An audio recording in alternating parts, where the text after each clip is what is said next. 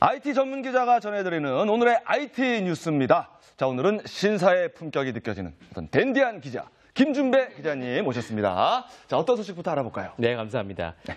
오늘 첫 소식은 지금 통신업계의 가장 뜨거운 이슈로 떠오른 카카오톡 무료 음성 통화 서비스 보이스톡과 관련된 내용을 준비했습니다. 네.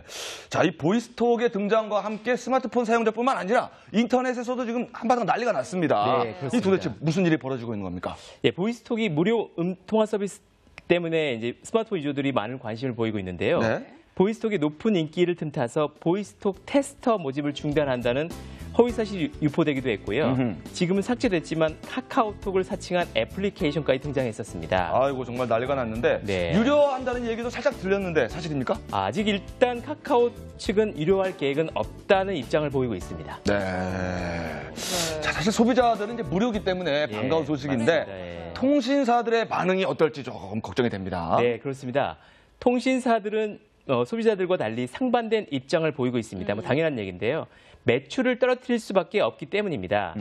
모바일 인터넷 전화를 현 요금 체계에서 전면 허용할 경우 모바일 인터넷 전화 이용자 수에 따라 편차가 다소 있지만 매출이 크게 줄어들 것으로 분석되고 있습니다.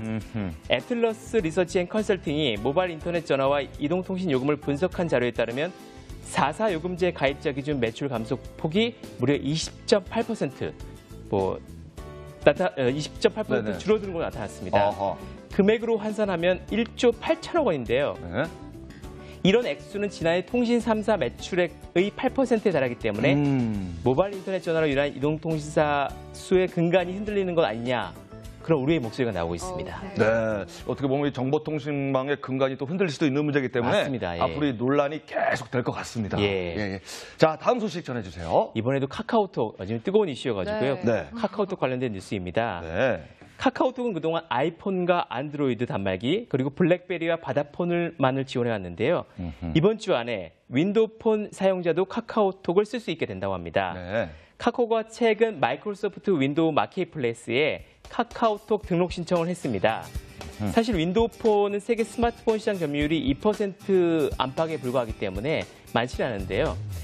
오피스나 엑스박스 등 MS 제품과 유기적으로 연계된다는 장점이 있습니다. 또 올해 윈도우 8이 나오고 삼성전자, 노키아 등에서 최신 단말기가 나온다면 상황이 바뀔 수 있습니다. 카카오가 윈도우 폰용 제품까지 출시하면서 세계 스마트폰의 99%에서 쓸 수 있는 모바일 메신저로 거듭나게 되는 반가운 소식도 있습니다. 야, 이 카카오가 뭐 글로벌하게 시장에 예. 진출하려는 그런 움직임을 맞습니다. 보이고 있습니다. 예. 정말 기초가 주목됩니다. 자, 세 번째 소식은 뭘까요? 예.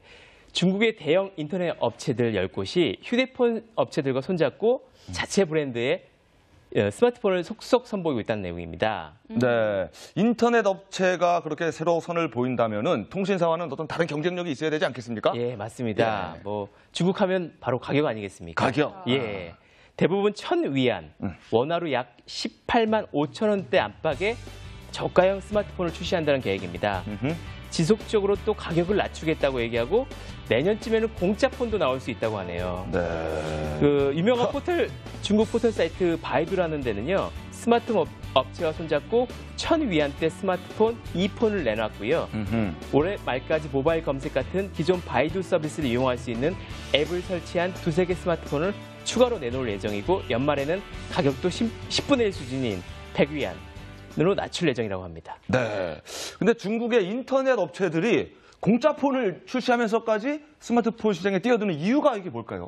인터넷, 즉 웹에서의 영향력을 모바일 인터넷 시장에서도 이어가려는 의도로 해석되고 있습니다. 아, 또 그런 의도가 있었군요. 예. 날카로운 분석이에요. 자, 네 번째 소식은 뭡니까? 예, 요즘 국내적으로 사이버 보안을 위협하는 사건이 연이어 발생하고 있는데요. 네. 국내 사이버 보안 대응 체계와 위기 의식은 현저히 낮은 수준이어서 대책 마련이 시급하다는 지적이 잇따르고 있습니다. 네, 지난주 저희 스마트쇼에서도 사이버 침해 또 대응 방안에 대해서 살펴보긴 했는데, 네, 그렇죠. 예. 자, 어떤 대책이 필요할까요? 네, 전문가들은 국방부에서 사이버 보안 역할을 확대하고 사이버 보안 정책을 책임지는 전담 기관을 설치하는 등 사이버 보안 체계에 대한 전면적인 재정립이 필요하다고 목소리를 높이고 있습니다. 네. 현재 사이버 사령부가 출범한 지 2년이 넘었지만 사이버 전쟁과 관련한 위기 상황 발생 시 민관의 효율적인 교량 역할 등이 기대에 미치지 못한다는 지적을 받고 있습니다.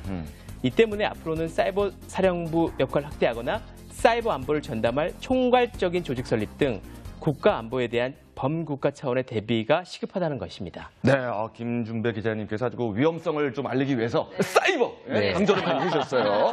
좀 강조 좀 했습니다. 그러니까요. 이 사이버 위기가 정말 국내적으로 좀 고조가 되고 있으니까 네. 대비를 해야 될 것 같습니다. 네, 자 마지막 소식 볼까요? 네, 세계경제포럼이 최근 발표한 세계정보통신보고서 2012에 따르면 ICT 분야 경쟁력 지수인 네트워크 준비지수 평가에서 우리나라가 지난해보다 2단계 떨어진 12위를 기록했습니다.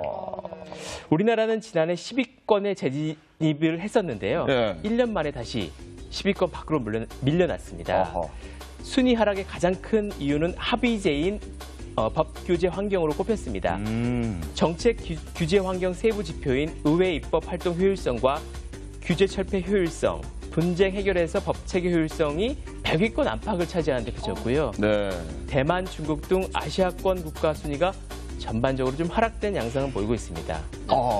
근데 우리나라가 정보통신 기술력 쪽으로는 굉장히 좋은 평가를 받을 것 같은데 예. 이 법 제도 쪽은 좀 약하네요. 맞습니다. 예. 네. 그 사용 지표 부분인데요. 스웨덴에 이어 2위를 차지했고요. 개인 사용성, 정부 사용성 높은 성적을 거뒀습니다. 이런 내용들 때문에 보고서는 높은 교육 수준과 가정 인터넷 접속률, 모바일 인터넷 가입자 등에서 한국이 저력이 있다고 평가를 했습니다. 그래요. 뭐 순위는 좀 떨어졌습니다만은 네네. 그래도 아직까지 어떤 기술력 쪽으로는 인정을 받고 있는 것 같아서 그래도 한시름 놓이네요. 그렇습니다. 예. 네. 자, 오늘 좋은 소식 잘 들었고요. 다음 시간에도 따끈따끈한 소식 기대하겠습니다. 네, 열심히 준비하겠습니다. 수고하셨습니다. 네.